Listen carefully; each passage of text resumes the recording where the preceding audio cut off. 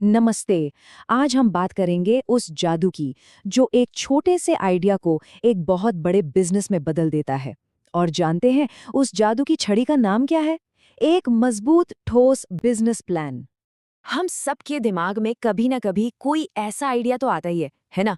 कोई ऐसा आइडिया जो लगता है कि अरे वाह, ये तो दुनिया बदल सकता है या शायद हमारे आसपास की कोई बड़ी प्रॉब्लम सॉल्व कर सकता है। लेकिन यहीं पर आकर ज्यादातर सपने बस सपने ही रह जाते हैं। क्योंकि देखिए, एक शानदार आइडिया होना एक बात है और उसे हकीकत में बदलना बिल्कुल दूसरी। इन दोनों के बीच ना एक बहुत बड़ी खाई होती है। और उस खाई को पार करने का पुल वो है एक डिटेल प्रोजेक्ट रिपोर्ट, जिसे हम शॉर्ट में डीपीआर भी कहते हैं। अब ये मत सोचिए कि ये बस कुछ कागजात हैं। नहीं, ये आपके सपनों का नक्शा है, वो ब्लूप्रिंट जो आपके आइडिया को जमीन पर उतारता है। तो चलिए थोड़ा और समझते हैं कि ये डीपीआर आखिर है क्या चीज़। सीधे साधे शब्दों में कहूँ तो ये एक तरह की गाइड है। एक ऐसी गाइड जो हर कदम को मतलब बिल्कुल शुरुआती सोच से लेकर बिजनेस के लॉन्च तक एक सही सोची समझी दिशा देती है। देखिए, जैसा कि एमएसएमई का फ्रेमवर्क भी कहता है, ये सिर्फ कोई फॉर्मेलिटी या कागजी कार्रवाई नहीं है। ये तो एक पूरा रोड मैप है जो एक बिजनेस आइडिया को एक असली प्रोडक्टिव वेंचर में बदलता है। इसमें सब कुछ होता है, मार्केट रिसर्च से लेकर पैसों के पूरे हिसाब किताब तक। ठीक है, तो अब सीधे मुद्दे पर आते हैं।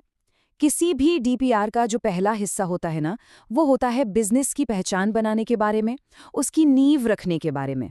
तो इस नींव में क्या क्या आता है? प्रोजेक्ट की एक झलक, प्रमोटर्स का बायोडेटा, मार्केट सर्वे और सही जगह का चुनाव। इन सभी शुरुआती चैप्टर्स में हम कुछ बेसिक लेकिन बहुत ज़रूरी सवालों के जवाब देते हैं, जैसे आइडिया आखिर है क्या और मार्केट को इसकी ज़रूरत क्यों है। इसकी शुरुआत होती है दो सबसे ज़रूरी सवालों से। जो ये बिजनेस शुरू कर रहा है वो कौन है और उसके ग्राहक कौन होंगे। देखिए, कोई भी पैसा लगाने से पहले ये जानना चाहेगा कि जो इंसान ये बिजनेस शुरू कर रहा है वो इसके काबिल है भी या नहीं। और दूसरी बात, क्या सच में कोई है जो आपका प्रोडक्ट या सर्विस खरीदेगा। अब जरा इस टेबल पे नजर डालिए। ये मार्केट सर्वे की अहमियत को बहुत अच्छे से समझाता है। सवाल क्या है कि भाई अभी मार्केट में डिमांड कितनी है, आपके कॉम्पिटिटर्स कौन कौन हैं और आगे बढ़ने के कितने मौके हैं।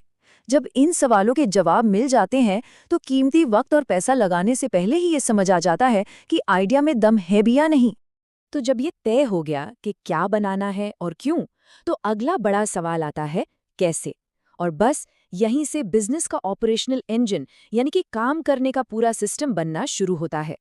ये हिस्सा बिजनेस की असली मशीनरी है। मतलब काम होगा कैसे, मैन्युफैक्चरिंग प्रोसेस क्या होगा, कौन सी मशीनें लगेंगी, जमीन बिल्डिंग का क्या होगा, कच्चा माल कहाँ से आएगा और काम करने के लिए कितने लोगों की जरूरत पड़ेगी, ये सब कुछ इसमें आता है। और देखिए, डीपीआर हमें दो तरह के खर्चों के बीच का फर्क बहुत साफ साफ समझाता है। एक होते हैं फिक्स्ड एसेट्स, यानी एक बार होने वाले खर्चे जैसे जमीन और मशीनरी। और दूसरे होते हैं ऑपरेशनल खर्चे, यानी वो जो रोज रोज लगते हैं, जैसे कच्चा माल और सैलरी। इसे ऐसे समझिए, एक है बिजनेस की नींव और दूसरा है उसे चलाने वाला ईंधन। और जानते हैं, इस ब्लूप्रिंट की सबसे अच्छी बात क्या है? इसकी डिटेलिंग। ये हर छोटी बड़ी चीज का हिसाब मांगता है, बड़ी बड़ी मशीनों से लेकर छोटे से छोटे औजार तक।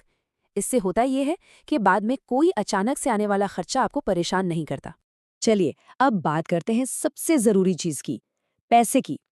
डीपीआर का ये हिस्सा पूरे ऑपरेशनल प्लान को नंबरों यानी पैसों की भाषा में बदलता है।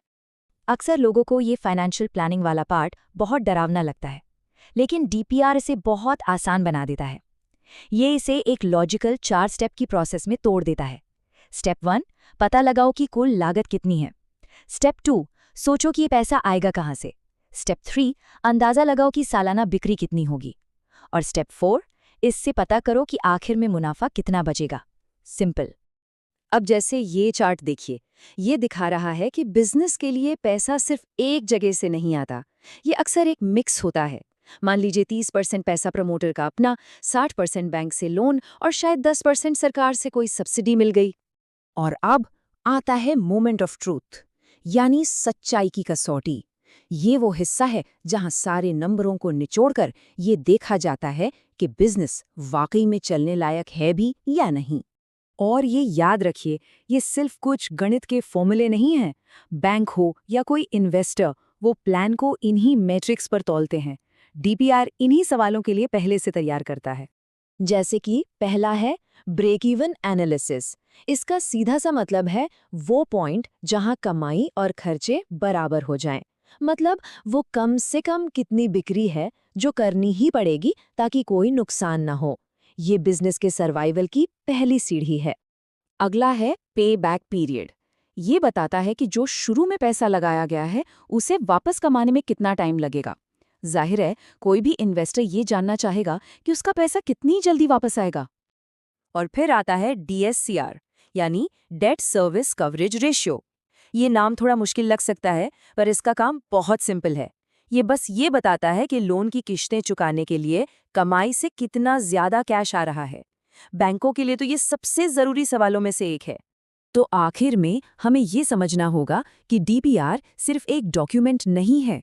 जैसा कि इस कोट में कहा गया है, प्लान का मतलब है उन कामों की लिस्ट जो किसी मकसद को पूरा करने के लिए तरतीब से लगाए गए हों। डीपीआर बिल्कुल यही करता है।